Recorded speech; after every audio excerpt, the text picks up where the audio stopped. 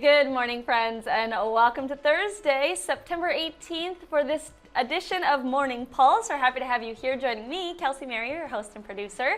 Hopefully you find these news headlines that are local, hyper-local, helpful for you to start your day. That's what I am here for, to bring you kind of a more relaxed way of bringing you the news headlines, but we do it in a quick format just in case you don't have time to watch maybe an entire newscast on your TV or your streaming devices like that we do for the mornings or our noon or even our evening newscast later in the day. So that's what we're doing here, is bringing you those top headlines in a fast format, kind of fast cast is like what we like to call it. Today we have 4 headlines to let you know about today, a couple things that are happening today and a couple kind of scams and things that we want to let you know about for your day ahead, just to keep in mind. But yeah, so we're going to get started with something that's actually happening in Rochester tonight. Obviously this is kind of an ongoing story, but the event that's happening tonight is new, and we want to just make sure that anybody knows about this in case they'd like to attend. So obviously, in light of last week's assassination of conservative activist Charlie Kirk, we do know that there actually is going to be people coming together tonight for a vigil to honor him. So the service is really a moment for people to kind of come together and reflect and just have conversations on ending violence. This will be through dialogue, compassion, and love. It's a vigil for peace and remembrance. So it's all happening at Soldiers Field Veterans Memorial. That's at 6 p.m. Again, if you're just tuning in or just getting in tune with this story, this is all to honor and remember Charlie Kirk, the activist who was shot and killed at an event that he was holding at Utah Valley University last week. There's been a lot of stories and outpouring of support and a lot of mourning with all of this, and so people are coming together in Rochester. That vigil is happening at 6 p.m. We do here at KTTC plan to be at this vigil so that we can bring you that continued coverage. You can look for that in our late evening news as well as on our KTTC mobile app. Again, that is happening tonight in Rochester.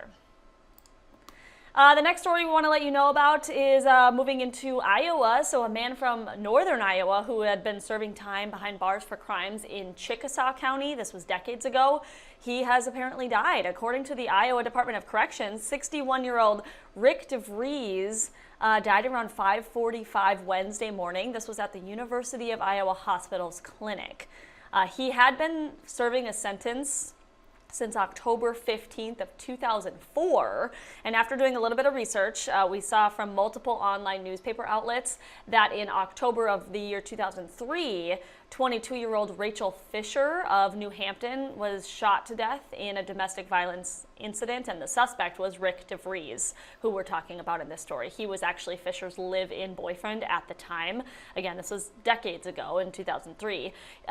He was actually arrested in Rochester for this crime and then charged with first-degree murder, but he later pled guilty to second-degree murder. I think he may have taken a plea deal to have second-degree murder charges against him. So he was convicted of that and then sentenced to spend 50 years in prison. But what we have learned from the Iowa Department of Corrections this morning is that he has died. So he was 61 years old of New Hampton, but he was serving time for that murder crime from Chickasaw County in 2003. We will stay in Iowa with kind of another story, a scam story that we want to let you know about. An alert from law enforcement in Winneshiek County is alerting residents about several instances of check frauds that are kind of impacting the community there. According to the Winneshiek County Sheriff's Office, there has been apparently a sudden uptick in fraudulent checks that have been mailed to credit card companies. So officials are saying that these checks are being intercepted somehow by criminals and then being washed, is the term, to kind of make the checks out to be for a larger value. So officials say the crime is happening kind of at a rapid pace in Winneshiek County for sure, but also some of the surrounding counties as well. So the Sheriff's Office is asking people to stay vigilant, of course, when you're sending any payments through the mail, especially with check.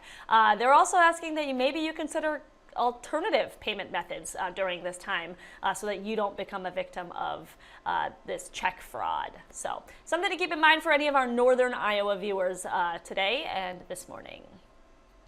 Finally, our fourth and last story for our Morning Pulse segment today, our fourth headline, something that's happening today in southeast Minnesota we want to make sure some of our viewers know about. So the Fillmore Central School District is going to begin holding some informational sessions regarding its upcoming referendum special election. So these meetings are just really to help provide a space for community members to kind of come together and ask questions and learn more about this referendum and how it's going to impact them and their family. Well, in trying to find out more information about what this operating referendum is, we did reach out to the superintendent at Fillmore Central Schools. Unfortunately, details about that referendum, what it kind of entails, not been made public yet. The superintendent said those details should be shared sometime this morning or today before this first meeting, informational session meeting today. So we'll make sure to update you on what the details are about this referendum, the operating referendum, but right now those are unclear. But the school district does want to let you know that it is having these informational sessions. One of them is today. That one's at 5:30, happening at Fillmore Central High School. The remaining three meetings are happening all in October. We have those listed on your screen here. Those are also listed on our website, kettc.com. You can also find that information on our KETTC mobile app as well.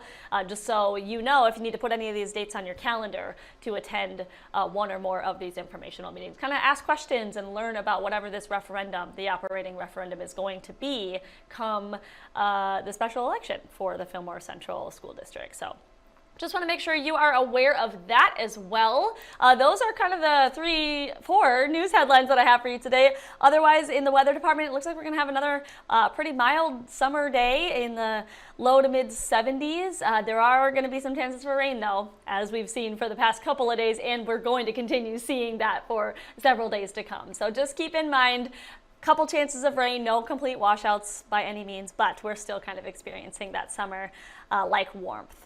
At least for now. We know the first day of fall is actually coming up on Monday, so we'll see when Mother Nature actually brings fall weather and that weather will be here to stay. We'll see when that happens. So that's all that I have for you today. Hopefully you found this helpful, and hopefully you come back and join us tomorrow for our Finally Friday for another edition of Morning Pulse. Other than that, I will see you tomorrow.